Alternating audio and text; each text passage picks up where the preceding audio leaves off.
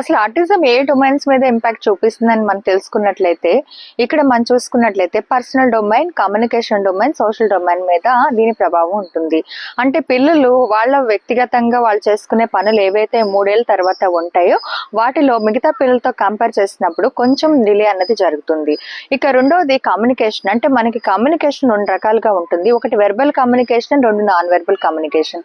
Verbal communication అనగా మాటలు, non verbal communication అనగా సైగలు. సో ఇక్కడ మనం చూసుకున్నట్లయితే ఆటిజం పిల్లల్లో మాటలు, సైగలు అంటే మనకి ఫేషియల్ ఎక్స్ప్రెషన్ ద్వారా ఇచ్చే మాటల సైగలు అవ్వచ్చు, లేకపోతే మాటలు అవ్వచ్చు.